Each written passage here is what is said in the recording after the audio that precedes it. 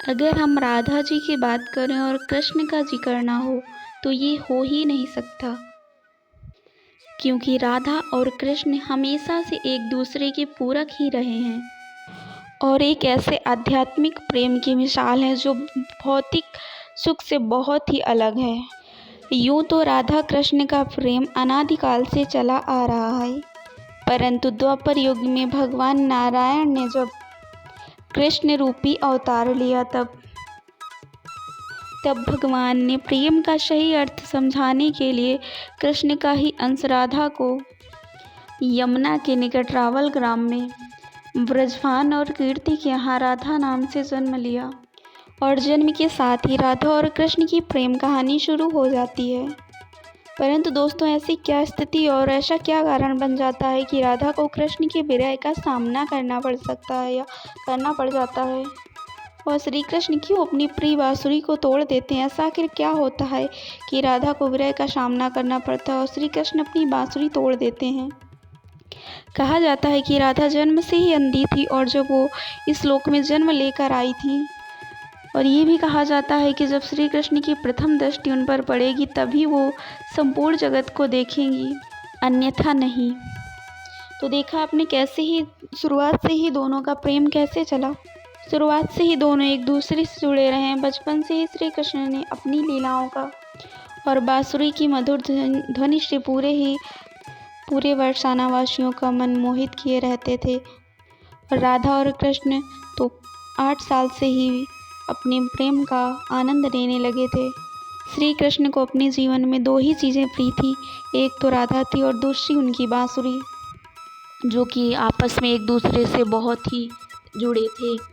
जब भी श्री कृष्ण बांसुरी बजाते तो राधा उनके पास दौड़ी चली आती और घंटों उसी बांसुरी की धुन में मग्न रहती थी, जो कि उनके प्रेम को और भी बढ़ाता गया। वो यमुना नदी के तट पर बैठकर घंटों बस बांसुरी की धुन सुना करती थी।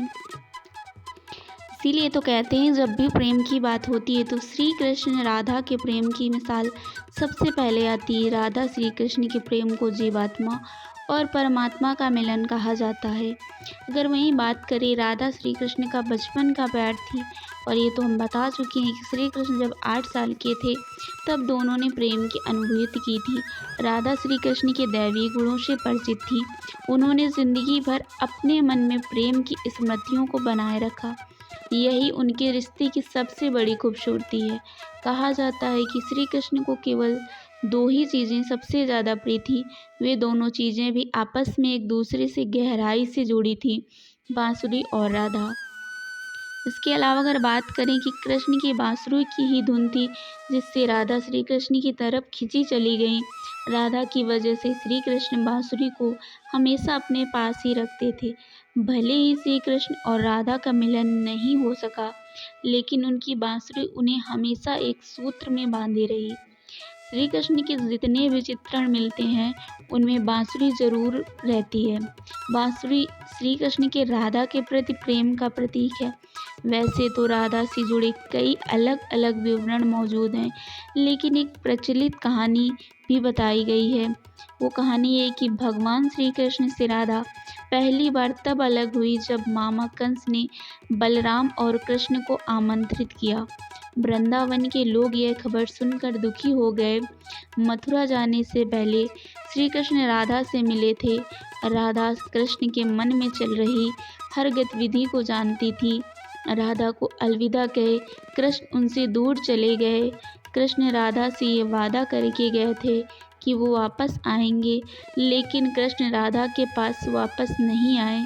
उनकी शादी भी रुक्मणी से हुई।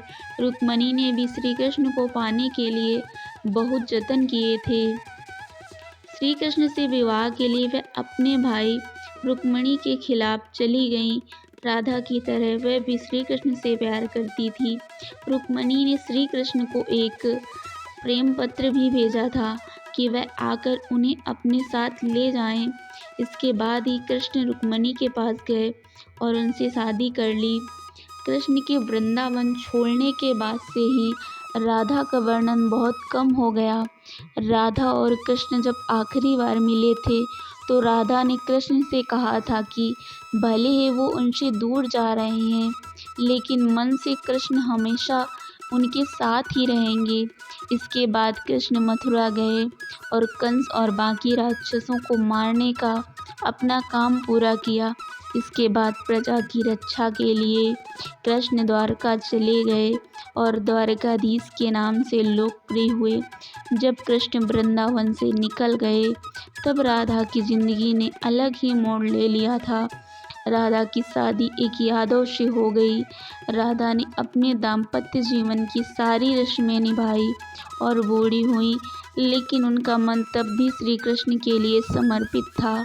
राधा ने पत्नी के तौर पर अपने सारे कर्तव्य पूरे किए। दूसरी तरफ श्री कृष्ण ने अपने दैवी कर्तव्य निभाए।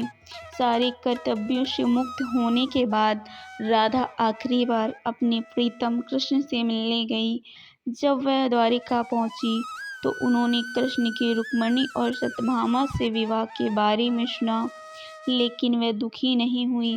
जब कृष्ण ने राधा को देखा तो बहुत प्रसन्न हुए। दोनों संकेतों की भाषा में एक दूसरे से काफी देर तक बातें करते रहे। राधा जी को कान्हा की नगरी द्वारिका में कोई नहीं पहचानता था। राधा के अनुरोध पर कृष्ण ने उन्हें महल में एक देविका के रूप में नियुक्त किया।